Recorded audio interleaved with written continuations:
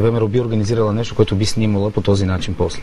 Нали, не е справедливо, не се решават така въпроси. Това е... Считаме се за български граждани, чието права са били потъпкани по един много груб начин. А какви мерки предприехте? Подадохте ли жалби? Какво очаквате да се случи от тук нататък? По принцип, тук има два въпроса във вашия въпрос. От Фейсбук и други страници, че има организиран протест и затова взехме превентивни мерки. Наши представители се свързаха с полицията в събота, деня преди възпоменанието, и помолихме за съдействие, за да може да не се стига до такива неприятни ситуации, тъй като ние не сме хора, които се защитават по някакъв агресивен начин и имаме нужда от защита, от подкрепа.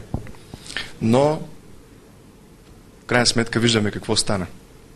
Нека да чуем, защото те казват, че не провокират, но пък от ВМРО казват, че едно честване на смъртта на Христос провокира безспорно. Активистите на ВМРО ви смятат за опасни не защото сте агресивни, а защото, както прочетох, не зачитате семейните връзки, държавните символи, военната служба, кръвопреливането, както и останалите религии. Тоест, какво защитавате вие? Те са патриоти. Защитават страната, да кажем, а вие?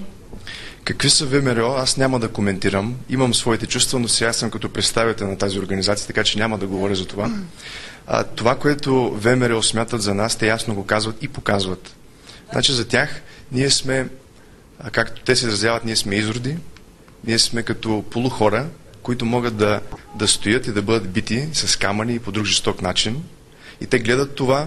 Когато излизаха от залата на царството нашите брати и сестри, отиваха в линейката, пак бяха скандирани, умрете, убийци.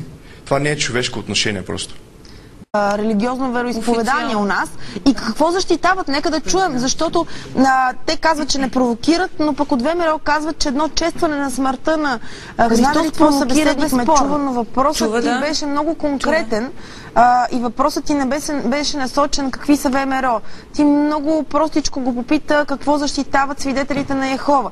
Защото гонене на всички, т.е. непризнаване на семейната връзка, на държавните символи и така нататък, звучи леко притеснително. Всъщност секта или не, те са признати за, ако не се лъжи, и признати.